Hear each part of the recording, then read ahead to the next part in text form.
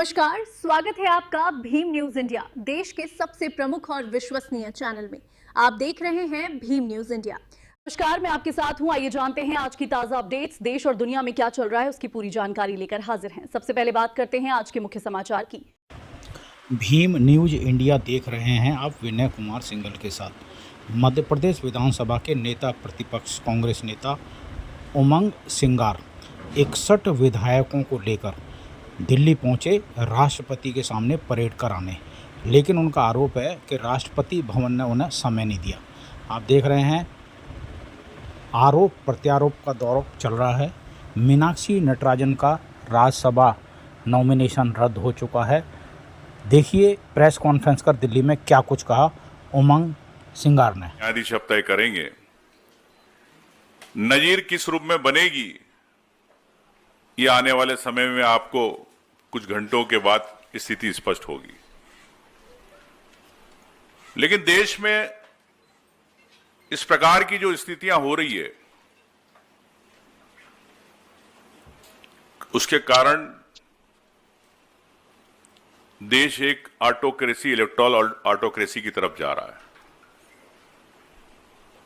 Sweden की एक university है वीडेम, उस यूनिवर्सिटी ने 2026 की डेमोक्रेसी को एक रिपोर्ट प्रकाशित करी कि किस प्रकार से कई देश इलेक्टोरल ऑटोक्रेसी की तरफ जा रहे हैं।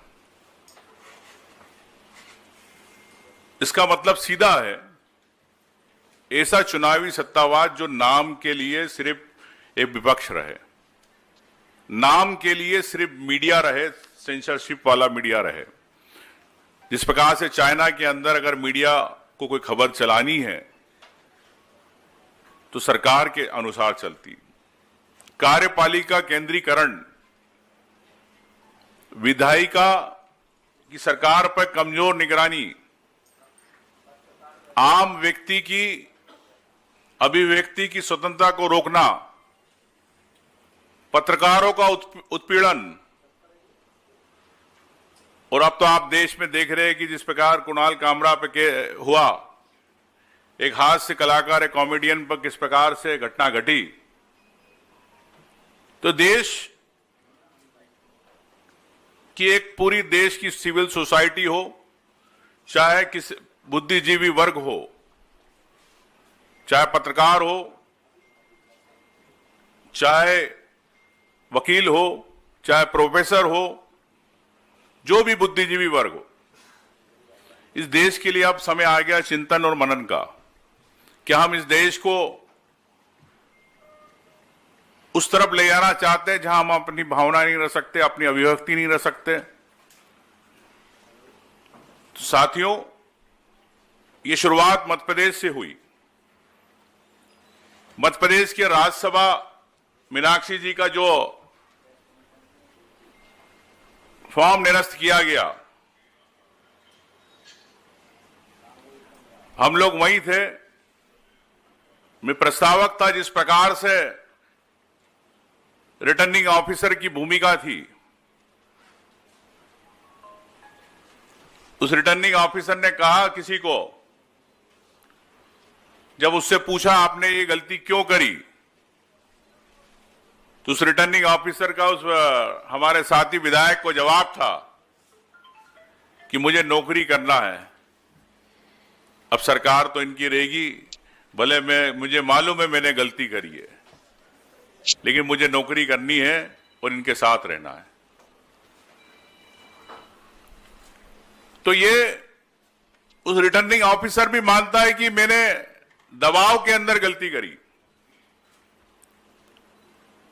लेकिन इस देश के अंदर चुनाव आयोग, जिसको पूरी ताकत शक्तियां हैं, लोकतंत्र की संवैधानिक शक्तियां हैं, कल उन्होंने सुप्रीम कोर्ट में कहा कि हमें जानकारी नहीं, याचिका नहीं मिली, जबकि हमारे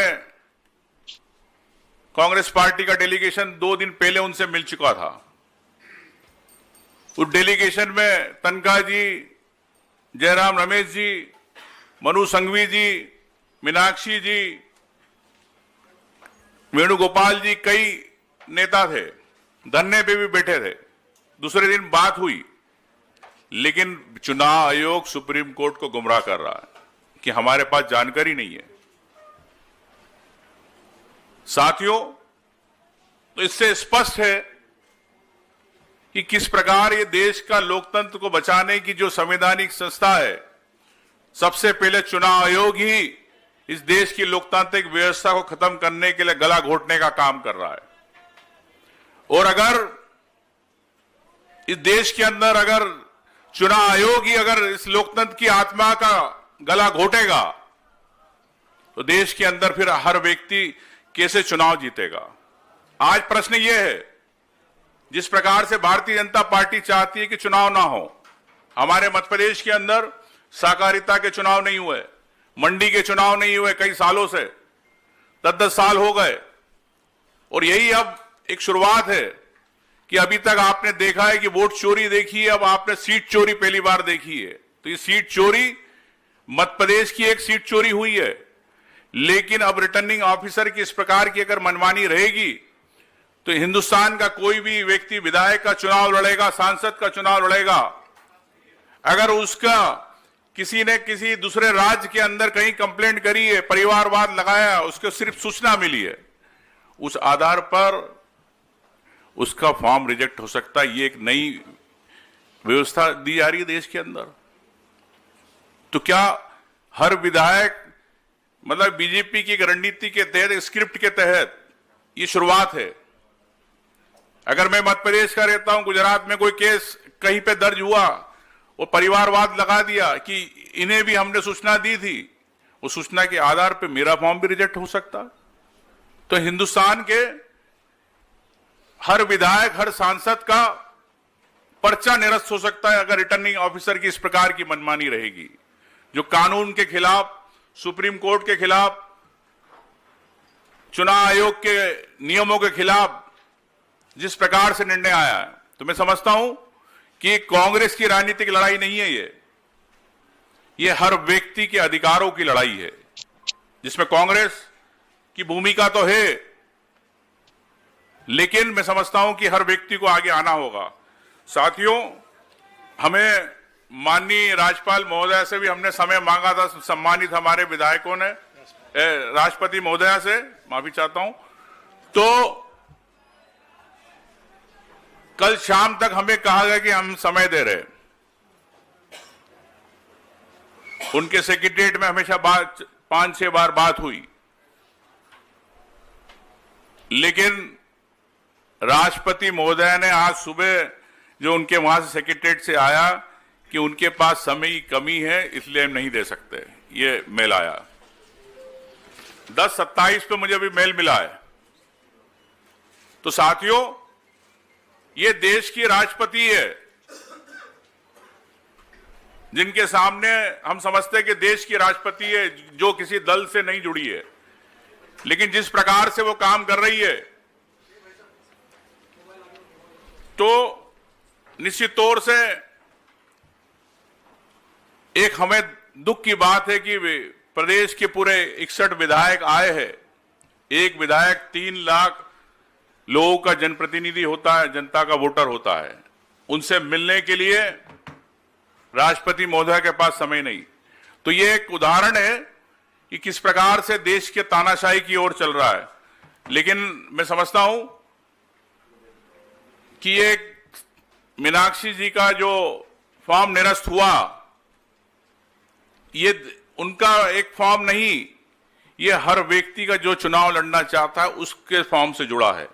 कल से आने वाले में क्या स्थिति होने वाली है, किस प्रकार से रशिया और चाइना के रूप में एक नाम की डेमोक्रेसी के लिए देश बढ़ रहा है। मैं समझता हूं कि साथियों, हम सबको इस लोकतंत्र को बचाने की आहुति में सबको सहयोग करना चाहिए। इसीलिए हम माननीय सब विधायक सभी आज राष्ट्रपति महोदय से गुहार के लिए आए थे, लेकिन उनको देश की शायद चिंता नहीं है, देश के लोकतंत्र की चिंता नहीं है, यही मैं कहना चाहता हूं।